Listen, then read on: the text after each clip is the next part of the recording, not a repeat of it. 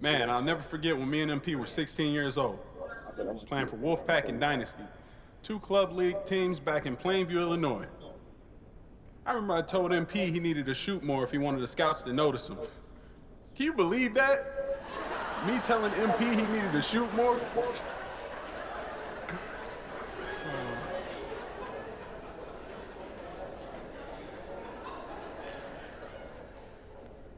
I thought he was afraid to be the man.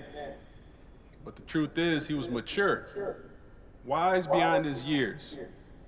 Winning, he said. Winning is what they notice. Even as a kid, his instincts were spot on. There's no shortcuts to greatness.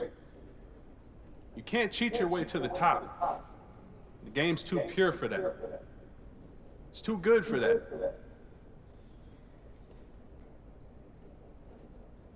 Every generation has its GOAT. You can't really compare them because you don't know anything about the world before you were born. I don't know what Wilt Chamberlain meant in 1965. Kareem, Magic, Larry, Mike. When they hit, they showed their time that the impossible was possible. But for those of us who came after those greats, we need new heroes to break new barriers. A kid from Illinois had the same dream millions of kids all over the world do: to become the greatest basketball player of all time. Not only that, he dreamt of being part of a historic dynasty. You know, we grew up hearing about the Bulls and their 6 championships. 6 championships. I mean, how do you even do that? That's like someone landing on Mars. Neil Armstrong took one giant step. Truth be told, MP got away with 3 steps or more a lot. But if anyone was going to make the impossible possible, it was always going to be him. May I present the latest, greatest Naismith Hall of Fame inductee, MP.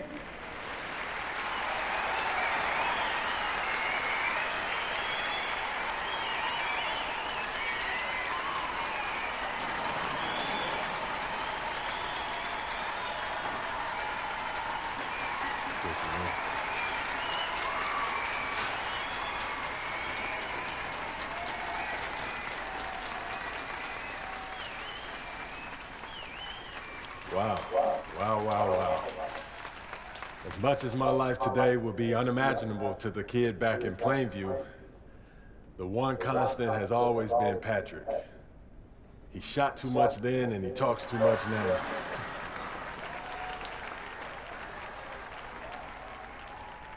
What makes a Hall of Famer?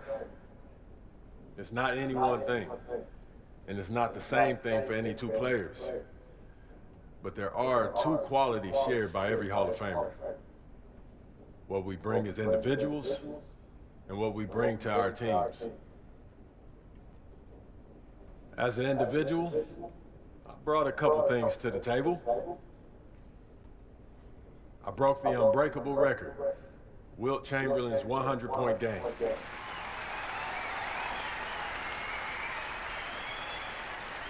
One record I'm especially proud of is having made more threes in a season than anyone else.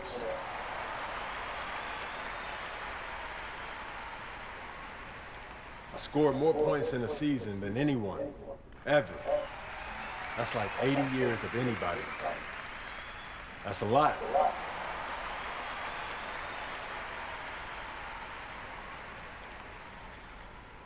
But at the end of the journey, it's the people you met and walked with along the way that mean the most. And what you accomplished as part of a team that you will remember most fondly. I was lucky to play where I did. If you want your star to shine the brightest, there's no team in all of sports with a better track record than the purple and gold.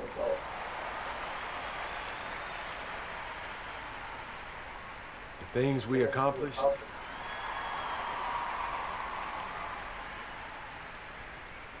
Unless you followed the NBA 60 years ago, you've never seen a team win as many consecutive championships as we did.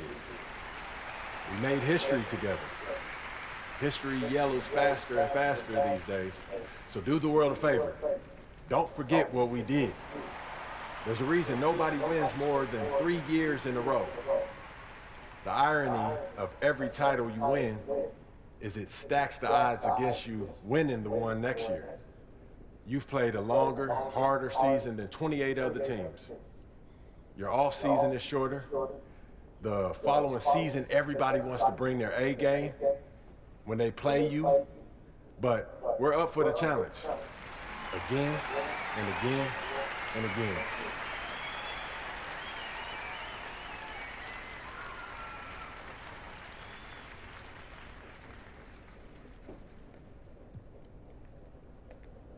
One last note. I wouldn't be here today without Coach Tucker. Where are you at, Coach? There he is. I talk to Coach Tucker about visualization all the time, and he's never seemed like a fan. I bet him years ago that if we ever found ourselves here, him watching me inducted into the Hall of Fame, he would give it a shot. So, Coach Tucker, close your eyes.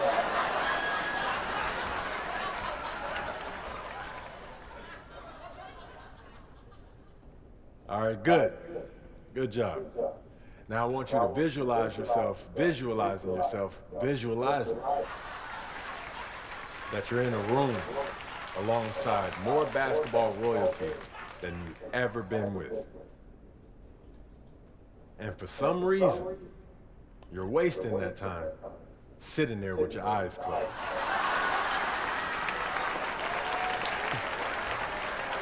Thank you.